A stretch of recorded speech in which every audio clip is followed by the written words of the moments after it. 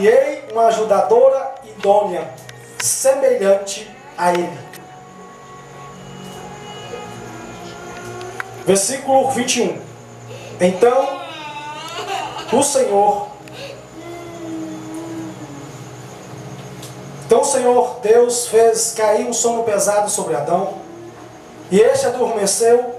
Tomou então uma das suas costelas e fechou com carne no seu lugar. E da costela que o Senhor Deus lhe tomara, formou uma mulher e trouxe a Adão. Então disse Adão: esta agora é osso dos meus ossos, carne da minha carne, ela será chamada mulher, porque do homem foi formada.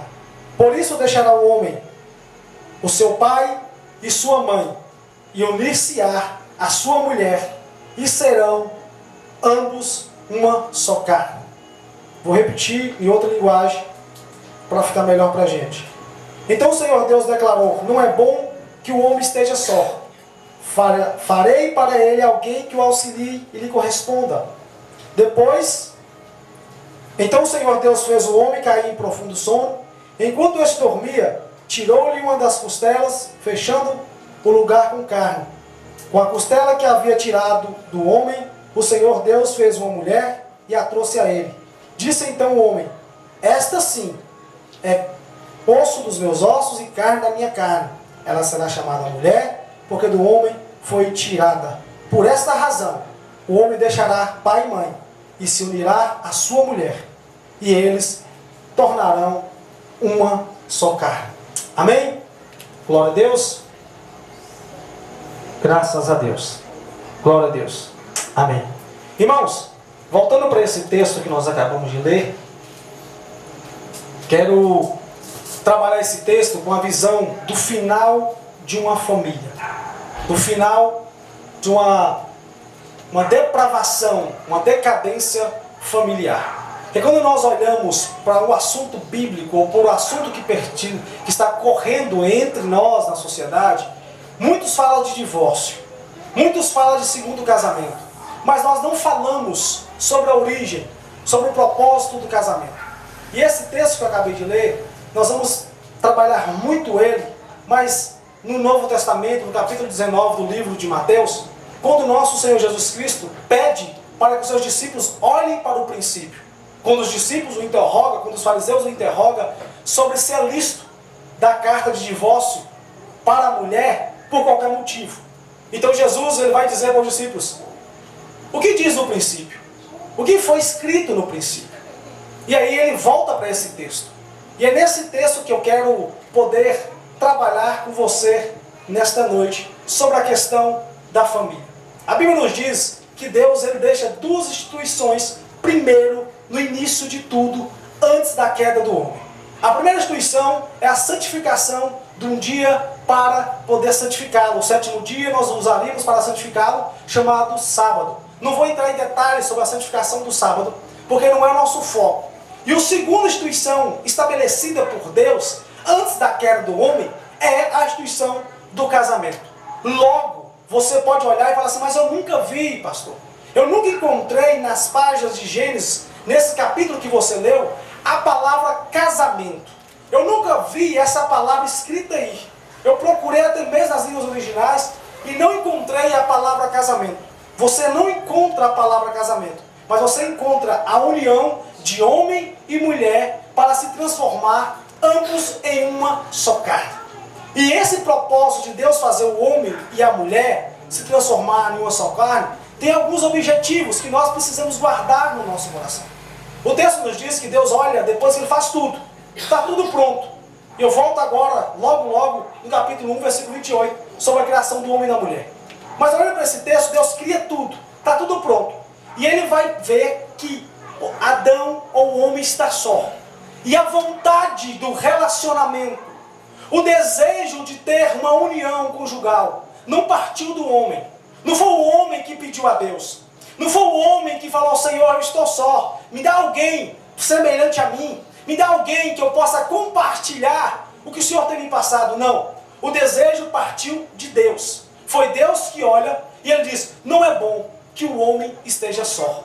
Por isso eu vou fazer para ele uma auxiliadora, uma pessoa que possa auxiliar, e essa pessoa tem que ser idônea igualmente a ele.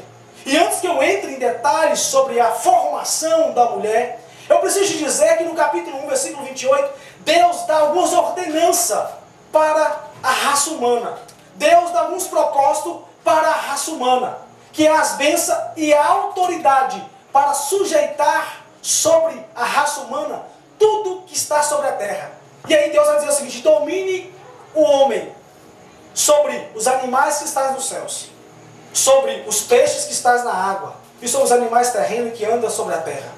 Quando você olha para isso, você está vendo que Deus está dando para o homem e para a mulher a totalidade do governo sobre a criação que o Deus fez. Deus não fez só o homem simplesmente para fazê-lo. Deus fez o homem para representar sua imagem e semelhança, e com essa representação de imagem e semelhança, o domínio do homem que exerceria sobre toda a criação de Deus. Então não foi simplesmente fez um homem para ser alguém, ele fez um homem simplesmente para governar sobre os animais, não somente isso, para também ser fecundo e multiplicar. Fecundo e multiplicar. Então nós olhamos para esse texto, nós começamos pelo princípio. Olha, Deus tem um princípio criador.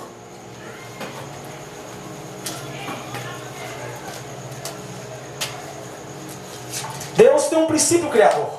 E o princípio criador do homem e da mulher simplesmente é um propósito de Deus, governo. Um propósito de Deus, povoar a terra. Um propósito de Deus, multiplicar a geração humana. E antes que eu entre na formação, eu preciso voltar para cá. Primeiro, porque nós temos nesses textos algumas pessoas que tentam deturpar a palavra de Deus, dizendo o seguinte: olha, toda forma de família é válida. Não quer dizer que Deus disse que o homem foi criado, que ele tem que viver com a mulher. Pode até homem com homem, ou mulher com mulher. E esse princípio não se sustenta. Não se sustenta por quê? Primeiro, porque homem com homem não há multiplicação da raça humana. Homem com homem não há multiplicação de filhos. Então a raça humana estaria em decadência. Mas não, pastor, hoje a tecnologia aumentou. E esse texto aí, nós podemos adotar. Pode ter um casamento entre homem com homem ou mulher com mulher. E nós podemos adotar crianças. Ok. Se essa visão for válida, e se esse sentimento partir daí, o que vai acontecer quando as pessoas for se enviesando por esse caminho, a quantidade de pessoas adotando for máxima, e essas pessoas tiverem uma instrução cultural e virar da mesma forma, não ter nascimento de filhos, como vai ser? A humanidade novamente está fadada à decadência e o fracasso. Então o princípio de Deus é isso, você tem que olhar para cá. Peraí, irmãos, Deus no início de tudo, ele estabelece uma união conjugal entre homem e mulher, visando o domínio, visando a procriação, visando a representação legal da imagem e semelhança de Deus. Então nós não olhamos para esse lado, e nós vamos ver por isso aqui de forma simples, que não tem como se sustentar argumento que pode ter homem com homem ou mulher com mulher. Voltando para o texto, outra coisa que nós vemos muito sobre essa questão. Pastor, esse texto não é normativo. Não há um mandamento aí. Isso aí é para a época. Isso aí era para a situação que estava acontecendo no lar. Não é para a época. Esse argumento também cai por terra. Pelo fato que o nosso Senhor Jesus Cristo de Nazaré vai reafirmar o que está escrito em Gênesis. Ele vai reafirmar no capítulo 19 do livro de Mateus. Paulo também vai reafirmar em algumas cartas paulinas sobre o princípio de homem e mulher. Então o argumento que não é normativo, não é ordenança legal, e nós não podemos obedecer, ela cai por terra, porque se assim for, quando Jesus reafirma sobre o texto, quando Paulo reafirma sobre o texto, nós vamos desconsiderar o que Jesus falou, desconsiderar o que Paulo falou. Nós desconsideramos as escritas de Jesus Cristo, ele falando, relatada pelos apóstolos, e Paulina, nós desconsideramos a carta, nós desconsideramos o Evangelho, nós desconsideramos a Bíblia. Logo, então, eles vão tirar a Bíblia de foco para tentar seguir a visão que eles querem implantar. Mas nós somos pessoas cristãs, acreditamos no princípio bíblico sobre todas as coisas, e nós acreditamos que esse texto é normativo, que esse texto é uma instrução, é uma orientação, é uma ordenança da parte de Deus. Então, começa por aqui. Então, o homem e a mulher, eles têm funções na face da terra. Varão e varoa, que são casados. Varão e varoa que vão casar. Entenda, vocês não vão casar simplesmente para casar. Vocês vão casar com a ordenança. Procriar. Casar com a ordenança. Trazer multiplicação para a família. E governo sobre as coisas que Deus criou. E aí nós falamos assim, mas o homem não governa, irmãos. O homem governa tudo. O homem consegue governar tudo. Voltando para o texto. Não é bom que o homem esteja só. Primeiro, porque o homem só, segundo Gênesis 1:28, ele é incompleto. Ele não consegue fazer aquilo que Deus falou para ele fazer. O homem precisa de alguém para auxiliá-lo. O homem precisa de alguém para orientá-lo. O homem precisa de alguém para andar juntamente com ele. Deus olhando para isso e vendo, olha, eu preciso que o homem não seja um só. Tem que fazer uma fêmea, uma mulher, para que haja multiplicação. E aí nós temos que entender, não tem multiplicação de um número só. Nós temos que multiplicar. Então vai lá, fazei uma mulher. E aí começa o texto que nós fazemos. Pastor, e os versículos 19 e 20? Não vou entrar em detalhes, irmãos, porque tem falando que quando Deus fala para o homem e a mulher, e não é bom que o homem e a mulher fiquem só, ele dá um discorrimento agora de textos dizendo o seguinte, olha, Deus fez os animais, trouxe para Adão, deu ordenança para Adão colocar nome nos animais, e no versículo 21, ele volta para o argumento que ele estava falando, e ele vai dizer como que ele fez a mulher. E aí, voltando para aquele princípio que eu disse para vocês, o princípio de Deus não foi o homem que desejou a mulher, foi Deus que disse, é necessário que ele tenha uma companheira. É necessário que ele tenha alguém para orientá-lo. É necessário que ele desenvolva um relacionamento conjugal. Então, um relacionamento conjugal, casamento é instituição de Deus, não de homens. O casamento foi Deus que instituiu, não homens. Os homens apenas reconhece, confirma, como a lei civil vai reconhecer e confirmar a união de dois seres, homem e mulher. Pastor, mas é permitido. Irmão, tudo bem. Tudo bem que é permitido. Nós não estamos aqui para falar, bater em ninguém. Nós estamos aqui para dizer o seguinte. Biblicamente, homem e mulher. Biblicamente, homem e mulher. Não tem essa questão biblicamente, homem com homem, mulher com mulher. Se tentar revogar isso aí, vão tentar trazer textos em cima de textos, argumentos em cima de argumentos, e não consegue se autossustentar, a não ser que desconfigure Gênesis. Aí beleza. Voltando para o texto. Então Deus vai e trabalha o homem. E ele vai tirar do homem, da costela do homem, a mulher. E vai trazer para Adão a mulher. E Adão vai proferir algumas palavras. Ele vai dizer, agora essa é osso do meu osso, carne da minha carne, porque de mim foi tirada. E eu quero citar uma frase que eu até mandei para o João, conhecida, é uma frase bem conhecida, que Matthew Henry fala sobre ela, e é algo que eu achei maravilhoso. Ele diz o seguinte, eu vou até ler para vocês a citação desse homem, esse grande erudito, de Matthew Henry, que diz o seguinte: das costelas do homem sai a mulher. A intimidade e a harmonia que corrobora a relação matrimonial são captadas perfeitamente nessa imagem. Nas palavras famosas de Matthew Henry, a mulher não é feita da sua cabeça. A mulher não é feita da cabeça do homem, para não estar acima dele. Nem de seus pés, para ser pisada por ele. Mas de seu lado, para ser sua correspondente. Debaixo do seu braço, para ser protegida. E de perto do seu coração, para ser amada. Vou repetir. Isso aqui eu achei fantástico. A mulher não é feita da cabeça do homem para não estar mais alto do que ele, ou ter autoridade sobre ele. E nem dos seus pés, para ser pisada pelo homem, mas foi tirada do seu lado, para ser sua auxiliadora e correspondente. Debaixo do seu braço, para ser protegida, guardada, zelada.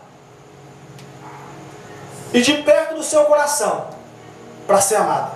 Cassuto também diz a mesma coisa. Assim como a costela se encontra do lado do homem e lhe anexa, da mesma forma, a boa esposa, a costela do seu esposo, fica ao seu lado para ser a sua auxiliadora sósia.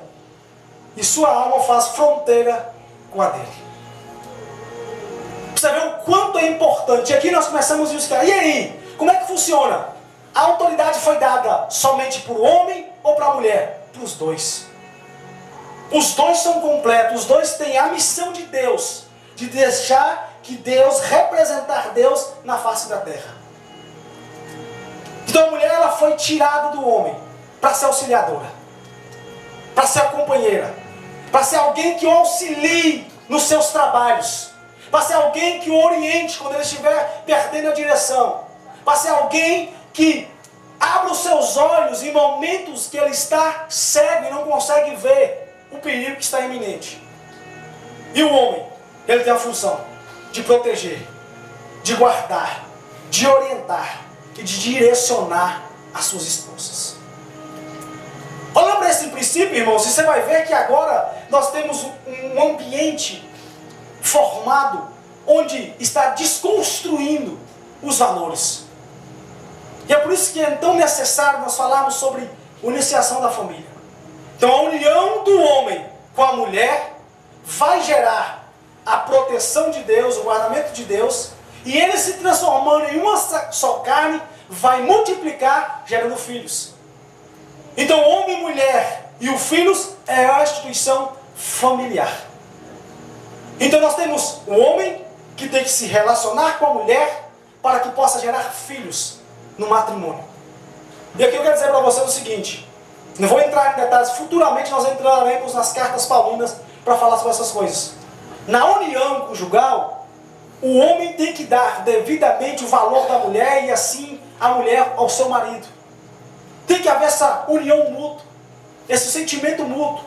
E a mulher tem que entender que a liderança foi dada ao homem. A liderança não foi dada à mulher. E aí um texto que ele vai usar, que nós vamos usar aqui, é o texto de Timóteo, quando diz que o homem foi formado primeiro. É o homem que lidera a casa. É o homem que lidera a família. E a mulher auxilia nessa liderança. Então não existe uma vida conjugal onde um só faz. Existe uma vida conjugal onde os dois se unem num propósito para que o nome de Jesus Cristo seja glorificado através do casamento e da família. A família não pode ser quebrada, onde a mulher inverte os papéis. Ela quer ser a liderança, ela quer ser a direção, e quer que o homem apenas a auxilie. Está quebrado, vai dar ruim. Nós estamos olhando e vivendo um tempo onde, por entrar, e aí, irmãos, é uma coisa que eu fico pensando. O sistema desse mundo, ele tenta trazer tantas coisas para desconstruir os princípios bíblicos. E aí fala assim, mas a mulher tem direito. Irmãos, biblicamente a mulher tem o mesmo direito do homem. Não existe o homem ter mais direito que a mulher. Os dois têm o mesmo direito. Mas cada um na sua respectiva função. Cada um na sua respectiva vocação. E a mulher, quando ela faz o seu papel de auxiliadora, ela ensina, ela instrui, ela dessa forma ela consegue honrar o seu marido, para que o seu marido cumpra a sua vocação por qual ele foi chamado, da parte de Deus. Mas quando a mulher, ela quer entortar, desculpa a expressão, a cara, e achar que o mundo gira em torno dela, que ela é a principal, ela começa a desonrar e não permite que o marido cumpra a sua vocação diante de Deus. Deus não erra, meu irmão, minha irmã. Deus não fez relacionamento para ser quebrado. Ele fez relacionamento para ser direcionado verdadeiramente. Agora presta atenção. Na sequência do texto que nós lemos, ele vai dizer o seguinte: por isso deixará o homem seu pai, versículo 24, seu pai e a sua mãe, e unir-se-á a sua mulher, e serão uma só carne. O que quer dizer isso? Vamos para cá. Quando a criança nasce, aí você fala assim, ah, pastor, para a conversa fiada. Na época só tinha Adão. Não tinha criança lá não. Adão deixou que pai. Irmãos, eu não quero entrar nesses detalhes. Porque nós vamos gastar tempo nesses detalhes. Eu quero entrar sobre o que o texto está falando. E eu acredito que o texto está falando. Vamos lá. Deixar pai e mãe é você deixar a autoridade que te governa, a autoridade que te orientou, a aliança que foi formada entre o pai e a mãe que te gerou, para você tomar a autoridade. Homem, o homem deixará seu pai e a sua mãe e unirá a sua mulher. Homem, você tem um vínculo com o pai, é uma aliança de sangue. Quando você sai, você tem que formar outra aliança de sangue, que agora é com a mulher. E quando você sai dessa proteção, desse zelo, que era uma família que você estava ali, sendo protegido, guardado, orientado, agora é o seu papel formar outra família, onde você será aquele que vai guardar, proteger, instruir e orientar e procriar. Então o relacionamento quebra. Como? Quando o marido casa, ele precisa construir a sua família e direcionar a sua família no que é bíblico. E o que nós vemos hoje? Primeira situação, o cara casa. Irmãos, aqui eu não estou falando para agredir ninguém, tá bom? Não sei como é que a vida é sua, estou falando biblicamente. O que nós vemos hoje? O homem não quebra o vínculo. E eu não estou falando para desprezar, humilhar. É você tomar autoridade a partir de agora. Eu estou passando... Sabe aquelas questões de que fala sobre rito de passagem? Que os índios têm um rito de passagem? As culturas maias, astecas tinham um rito de passagem? O menino chegou 12 anos, tinha um rito de passagem. Naquele momento que ele passava por aquele rito, ele estava apto a assumir um compromisso familiar. Porque ele daria conta de uma família. Então o homem, quando ele se começa a relacionar com a moça, e ele une a ela em casamento, em matrimônio, e essa união biblicamente aqui era selada no ato sexual. Então é por isso que não pode namorado ter relação sexual com a namorada, porque está se unindo em matrimônio, e quando você não casa com essa pessoa, você está trazendo um estado depravável diante da comunidade de fé que você está. O sexo é excelente, mas foi feito por Deus no matrimônio. É a bênção do casamento. A responsabilidade, você quer ter isso? Não é casado? Case. Respeite o que a orientação fala. Aí nós vemos cheio de relacionamentos quebrados. Por quê? As pessoas não respeitam o relacionamento. Voltando. Casamento bíblico é monogâmico. Como é que é a palavra? Monogâmico. É um homem e uma mulher. Não é poligamia, poligâmico, né?